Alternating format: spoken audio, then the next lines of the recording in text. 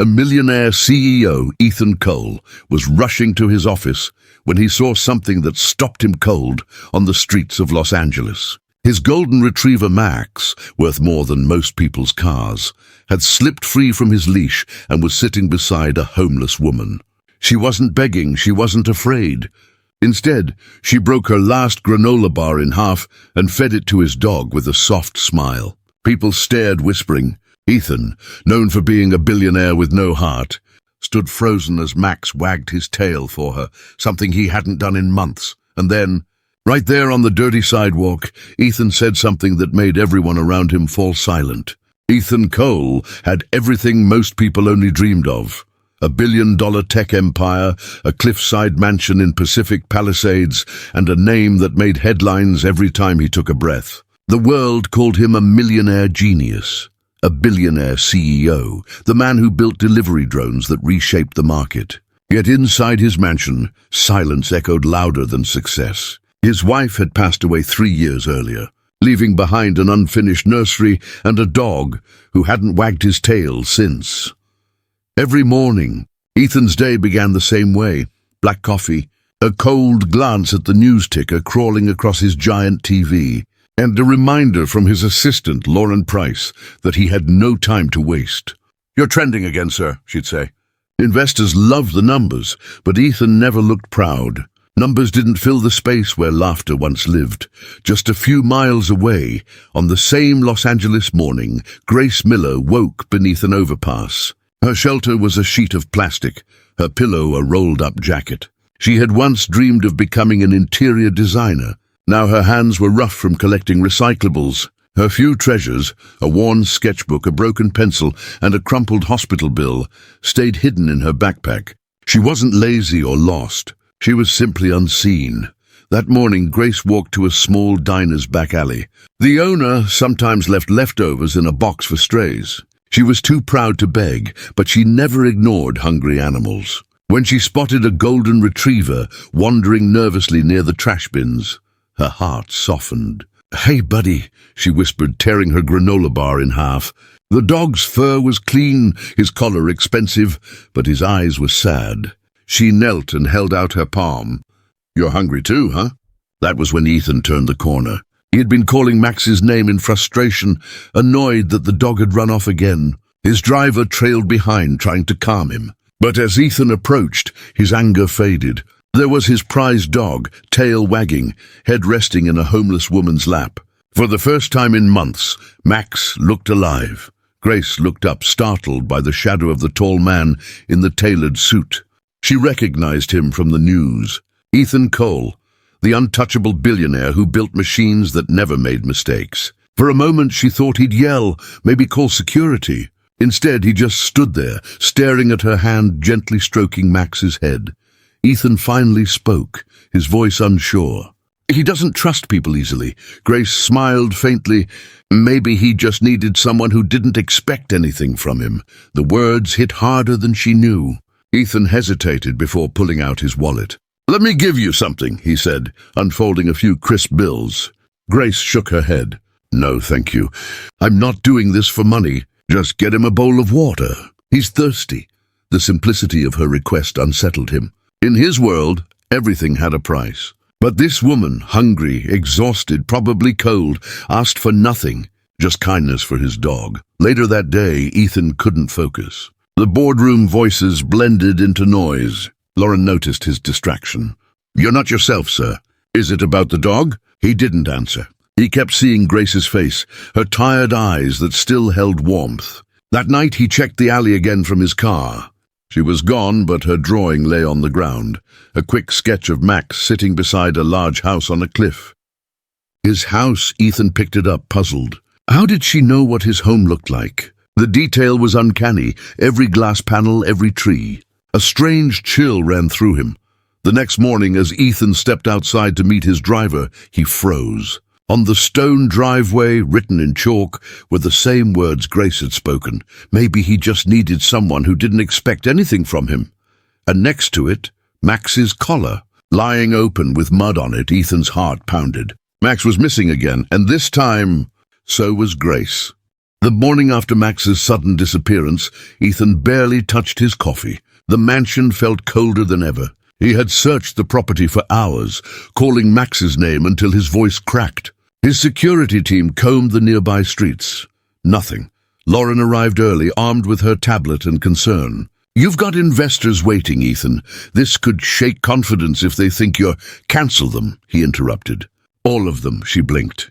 "You're canceling a $10 million pitch." "For a dog?" Ethan didn't answer. His chest felt heavy, but it wasn't just about Max anymore. Something about Grace's quiet kindness had gotten under his skin. She wasn't a puzzle he could buy his way through. And for the first time in years, he cared about something that didn't have a bottom line. By noon, a call came in from a local diner. A worker had seen a dog matching Max's description behind the building near Sunset Boulevard, the same alley where Grace had been. Ethan didn't wait for his driver.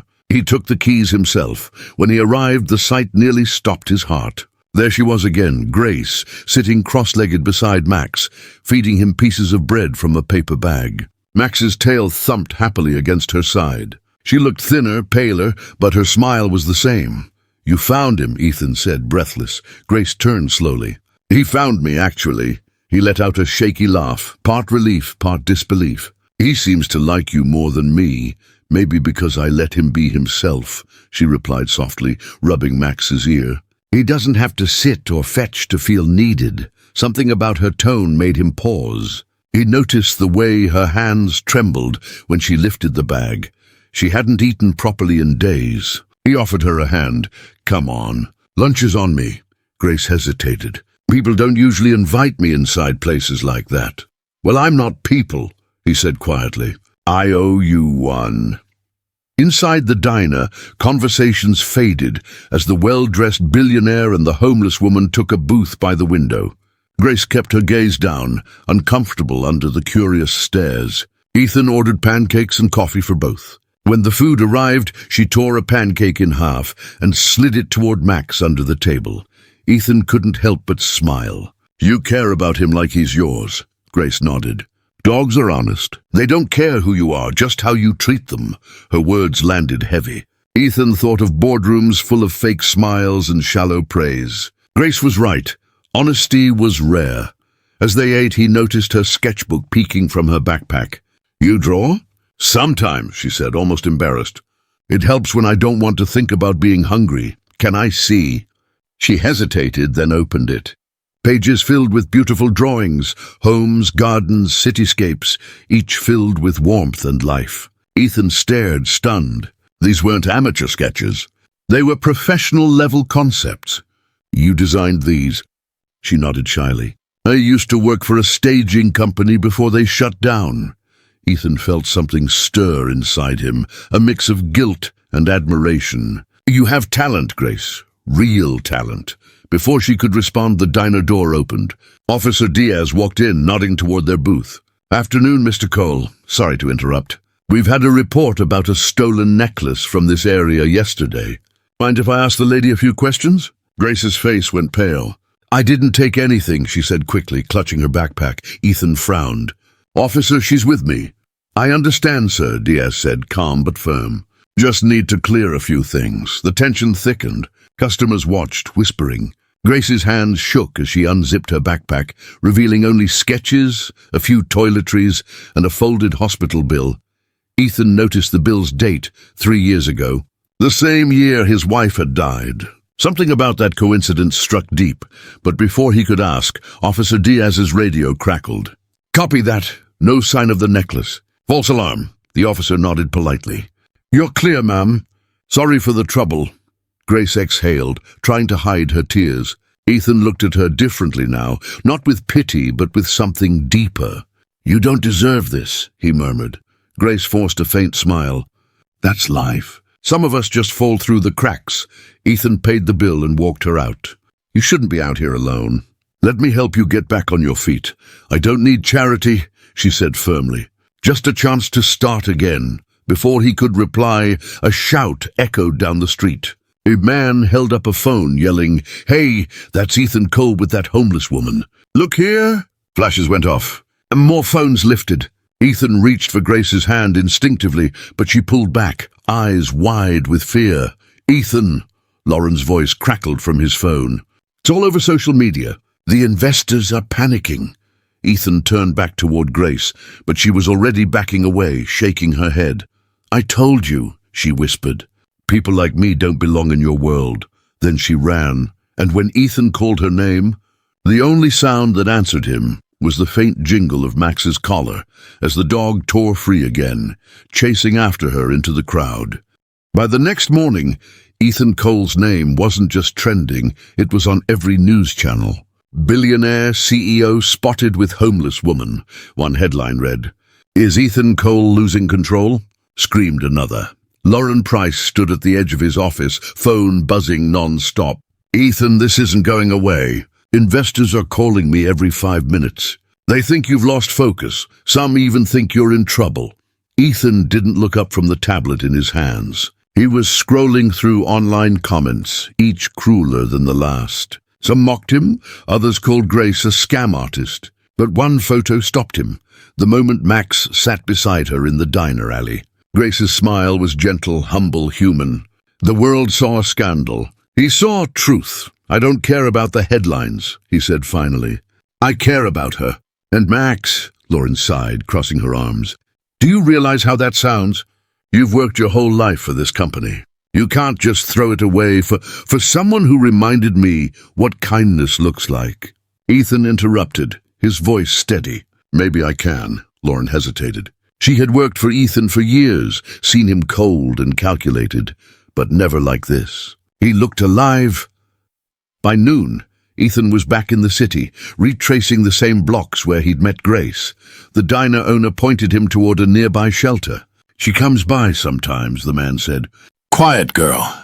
Keeps to herself." At the shelter, a volunteer recognized the drawing Ethan showed her, a sketch of Max. "Yeah, she was here," the woman said softly. "But she left after the news broke. Said she didn't want to cause trouble for the nice man with the dog." Ethan's chest tightened. He turned to leave but stopped when he noticed something pinned to the shelter's message board, one of Grace's sketches. It showed a small home, bright and cozy, with a dog sleeping by the door. Beneath it, written in pencil, were 3 words, "Safe begins small." He took the drawing, folded it gently, and whispered, "I'll find you." That evening, as the sky darkened, he finally did. Grace sat on a park bench, Max curled beside her, his head resting on her lap. She looked up when Ethan approached, fear flickering in her tired eyes. "You shouldn't be here," she said quietly. "People are saying awful things about you because of me." "I don't care," Ethan replied. "They don't know you." "I'm nobody," Grace said. "I lost my job, my home, my mom. The world forgot me." Ethan sat beside her. "Then let me remember you. Let me help." Grace looked away, tears welling. "Help always has a price." "Not this time," he said.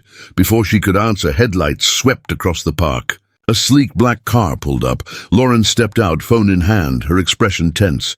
"Ethan, we need to talk. Now." Grace stood immediately, clutching her backpack. "I should go," Lauren's voice cut in sharply. "You can't just take her in. She's all over the media. We've had calls from corporate, even law enforcement." "Law enforcement," Ethan repeated, alarmed. Lauren nodded reluctantly. "Someone filed a complaint. Said she might be connected to the stolen necklace incident. It's probably false, but it's enough to get attention." Grace's face drained of color. "I didn't take anything." "I swear." Ethan stepped forward protectively. "She's innocent." "Maybe," Lauren said quietly. "But right now, the whole world thinks otherwise. You're risking everything for someone you barely know." Ethan's jaw tightened. "Then I'll get to know her." Grace turned to him, voice breaking. "Why are you doing this?" "I'm not worth losing your world over."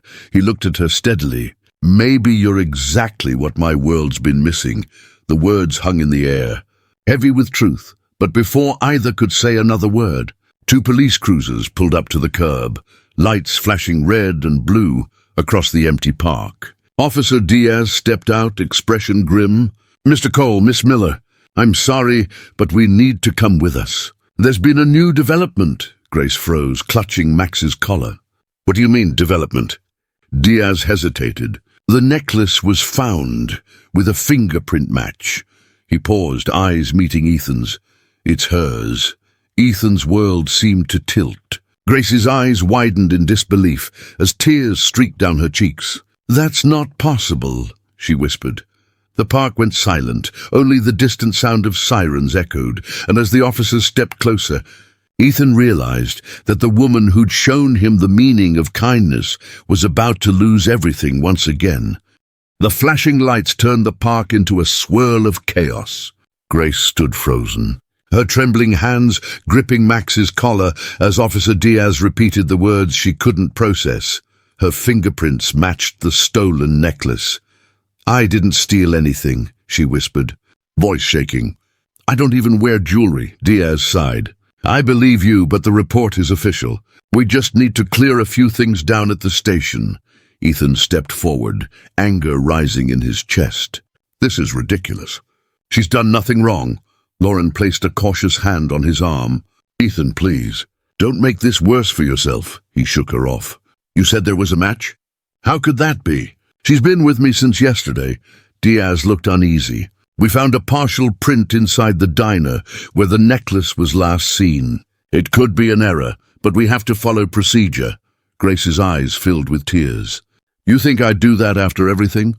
After feeding your dog, after trying to stay invisible?" Ethan's chest ached. He wanted to fix it, to pay his way out of it like every other problem. But this wasn't about money. This was about truth. He turned to Lauren. "Get my lawyer." "I'm going with her." Lauren's eyes widened. "Ethan, you can't." "I can. And I will." Within an hour, they sat in a dimly lit interview room. Grace's clothes were damp from the rain, her eyes red from crying. Ethan sat across from her, refusing to leave despite the officer's protests. "I'm so sorry," she murmured. "I never wanted to bring this into your world." He leaned forward. "My world needed this, Grace. It needed you." Her head lifted slightly, confusion softening into something like hope. Diaz returned with new papers in hand, glancing between them. "We ran the full report. The print on the necklace was partial, not a full match. But there's something else," Grace tensed. "Something else?" Diaz nodded. "The necklace belonged to the owner's daughter, the diner owner. She came in this morning to say she found it, in her own car. Looks like she misplaced it." Relief washed over Grace's face, but Diaz's next words froze them both. "However, there's still an issue. Someone tipped the tabloids that she'd been detained. They're outside right now, and they've already twisted the story." Ethan clenched his fists. "Of course they have." Diaz lowered his voice. "You both might want to leave quietly before this gets worse." Grace stood slowly, shaking her head. "This is what happens, Ethan. People don't see truth. They see what fits their story." Ethan turned toward her, his voice firm but soft. "Then we'll give them a new one." Outside, thunder cracked through the night sky. Rain poured across the empty streets as Ethan walked Grace to his car, shielding her with his jacket. Max waited inside, whining softly. "You could have stayed out of this," she said, staring through the rain. "You didn't have to come." "I couldn't let them take you," he said quietly. "Not after what you've already lost." Grace's lip quivered. "Everything I touch turns to trouble." He shook his head. "No, everything you touch turns real." For a moment the storm seemed to fade. They sat in silence, the hum of the rain the only sound between them. Then Ethan's phone buzzed. Lauren's voice crackled through, panicked. "Ethan, you have to come back now. The board is in emergency session. They're voting to suspend you. They're saying you've compromised the company's image." He glanced at Grace. "I don't care about the company right now." Lauren's voice rose. "Ethan, listen to me. If you don't show up, you'll lose everything." Grace turned to him, tears in her eyes. "Go, Ethan. You've already done enough." "Don't lose your world for me," he shook his head. "You are my world right now." Before either could say another word, headlights appeared behind them, blinding through the rain. A black SUV screeched to a halt. Lauren stepped out, soaked, shouting over the thunder. "Ethan, get out of the car! Someone leaked your address. Reporters are heading to your mansion right now. They're saying that Grace is living with you." Grace gasped. "What?" "They're calling it a scandal," Lauren yelled. They have pictures, your house, your dog, even your late wife's photo. The color drained from Ethan's face. His private world, the one he'd built brick by brick to stay untouchable, was crumbling in real time. He turned toward Grace, rain running down his face like tears. "It started," he whispered, and then, through the downpour, Max let out a low growl. Ears up, eyes fixed toward the dark tree line. A shadow moved between the lightning flashes. Grace's voice trembled. "Ethan, someone's out there." The thunder rolled again, closer this time, and before either of them could react, a figure stepped out from the shadows, holding something that glittered faintly in the rain. Lightning split the sky as the figure stepped into the open. The rain glinted off the object in his hand, a camera lens, not a weapon, but a weapon of another kind. A tabloid photographer, soaked to the bone, grinning like he'd just won the lottery. "There it is," he shouted over the thunder, snapping another picture. "The billionaire and his homeless girlfriend. This'll break the internet." Ethan's fists clenched. Grace froze beside him, eyes wide. "Please," she said softly, "just stop." But the man only laughed. "Stop? Lady, you have no idea what people pay to see this. Poor girl, rich man, tragic love story, it's gold." Before Ethan could react, Max lunged forward with a warning growl, teeth bared. The man stumbled back, dropping his camera in the puddle. Ethan stepped between them, his voice low and sharp. "You've taken enough from her, leave," the photographer smirked. "Or what, you'll buy me off?" Ethan stepped closer. "No, I'll tell the world what you really are, a scavenger feeding on people's pain." The man hesitated, eyes flicking from Ethan's determined face to the dog still growling at his feet. He muttered something under his breath and backed away toward the SUV. Moments later, his tires screeched off into the night. Ethan turned back to Grace. She stood still, trembling, rain dripping from her lashes. "You didn't have to do that," she whispered. "Yes," he said softly, "I did. Because this," he gestured between them, "isn't something I'm ashamed of." Before she could respond, Lauren's phone buzzed again. She looked down, face pale. "Ethan, it's worse than we thought. The board's already voting. They've leaked your resignation letter draft. Your investors are pulling out. You're losing everything tonight." Grace's face fell. "Oh no." Ethan met Lauren's gaze. "Then let them take it, all of it. I've already lost what mattered once. I won't make that mistake again." Lauren blinked, stunned. She had seen him fight for every dollar, every deal, every inch of control. Now for the first time he looked free. The rain eased to a drizzle. Grace looked away, her voice breaking. "You don't understand, Ethan. You can't just throw away everything you built because of me." He stepped closer, gently lifting her chin. "Everything I built was empty, without someone to remind me what it means to care. You did that," her eyes shimmered. "But what happens now?" He smiled sadly. "Now we start over." Before they could speak again, headlights cut through the dark once more, but this time they weren't from a tabloid van. 2 official sedans pulled into the lot. Officer Diaz stepped out, hat in hand. "Mr. Cole," he said carefully, "I came to tell you the truth about that necklace." Ethan frowned. "Go on?" Diaz nodded toward the road.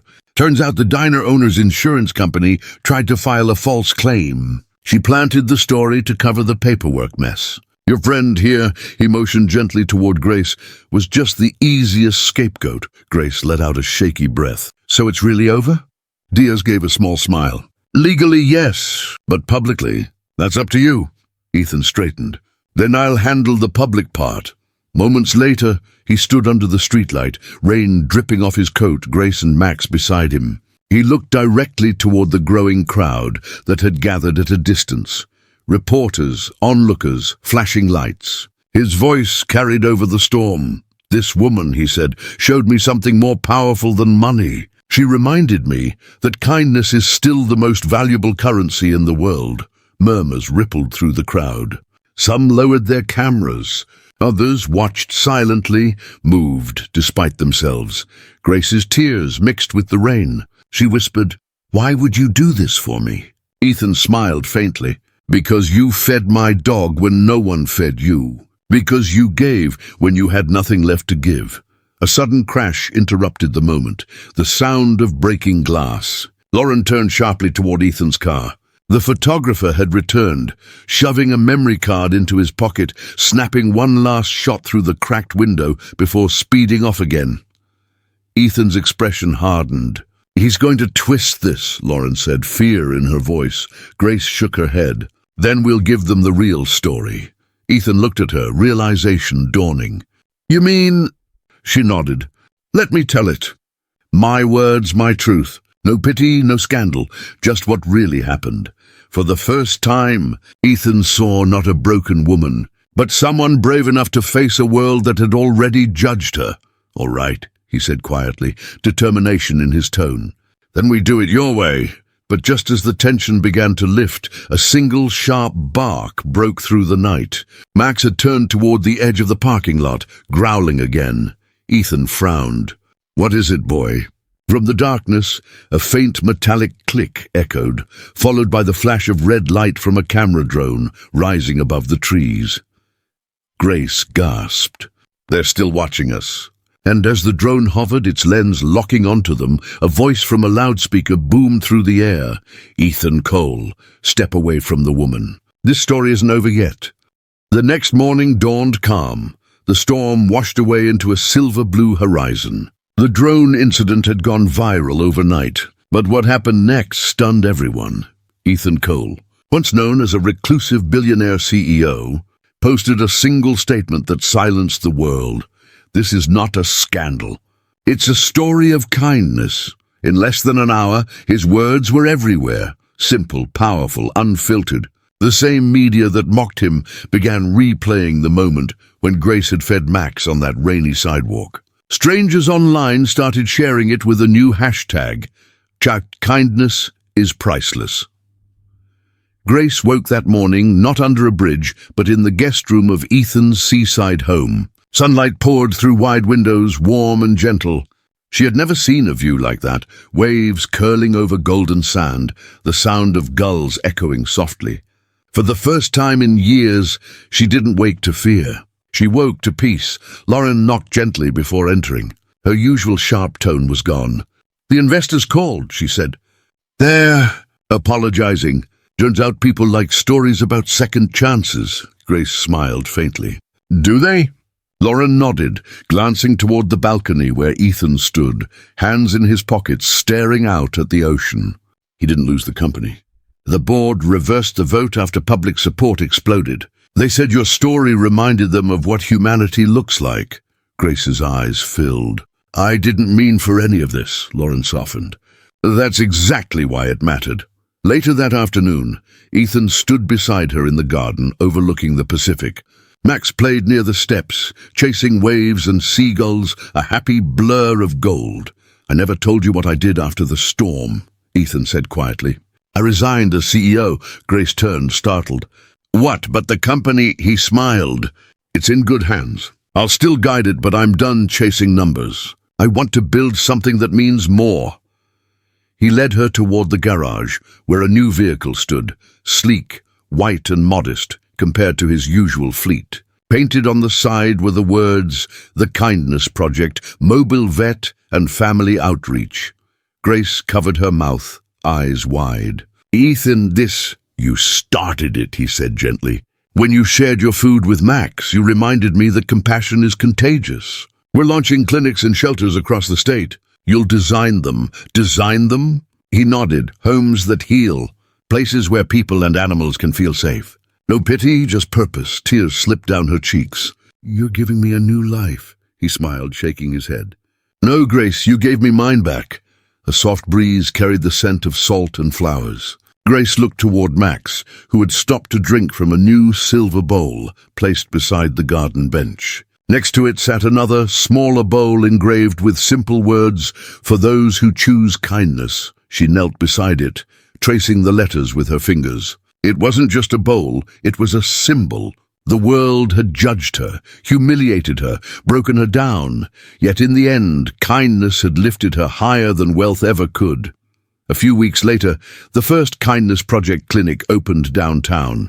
Crowds gathered, not to see a billionaire, but to celebrate hope. Officer Diaz volunteered. Lauren managed logistics. And Grace cut the ribbon beside Ethan. When reporters asked for a statement, Ethan's voice carried through the crowd. Steady and heartfelt, I spent years building walls to keep the world out. But a stranger tore them down with one act of kindness. If you want to change the world, start by feeding someone's soul before their stomach. Applause rippled through the air.